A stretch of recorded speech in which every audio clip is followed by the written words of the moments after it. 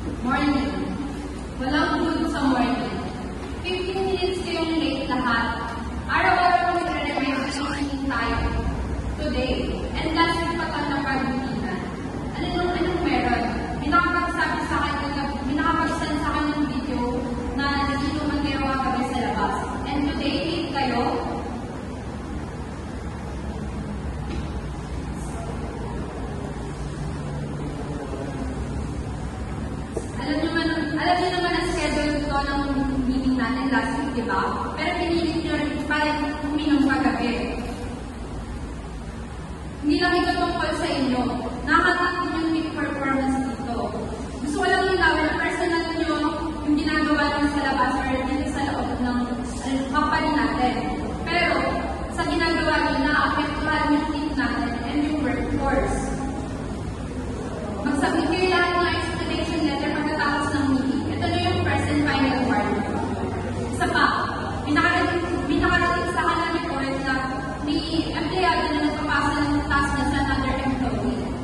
Alam ko minsan mabigat yung trabaho, pero responsibilidad nyo yung work nyo. Hindi naman dapat na ipasa niya sa iba yan. Kasi hindi magiging same ng quality yung work nyo sa work ng bagong employee. Mahalaga ang professionalism hindi lang dapat sa output, hindi dapat sa respeto sa isa't isa. Kung nahihirapan kayo, magsabi kayo sa akin. Ako ang mag-manage niyan. Hindi yung ipipilit nyo sa ipasa sa iba. Kailangan niya ang mag-tawag dahil sa mga actions natin at trabaho. Sana simula ngayon mas maging maayos ang teamwork natin. May respeto at mas may malasahan sa isa't isa. Salamat din lang. We may proceed to our meeting.